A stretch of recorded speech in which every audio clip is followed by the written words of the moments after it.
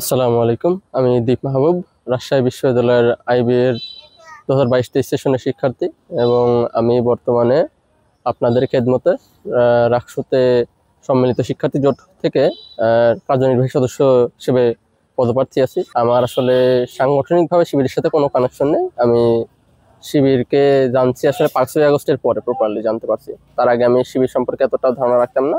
আমার বন্ধু একজন করতো, কিন্তু ও খুব একটা ডিসকাস করতো না এই বিষয়গুলো নিয়ে। আসলে শিবিরের প্যানেলে আসার কারণে বেশ কিছু রিজন আছে।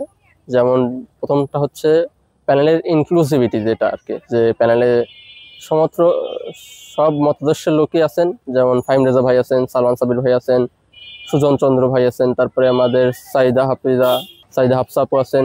ধরেন আমাদের প্রতিনিধিত্ব করার মতো আপনাদের দ্বারপ্রান্তে যাতে সঠিক সমাধানটা পৌঁছে যায় সেজন্য যথেষ্ট প্রতিনিধি রয়েছে। বিশেষ করে এই প্যানেল যথেষ্ট আপনাদের খেদমতে শরিক হবে। আপনাদের কোনোভাবে বঞ্চিত করা বা এরকম কোনো অসুবিধার মধ্যে রাখার সুযোগ আমরা রাখবো না, ইনশাল্লাহ।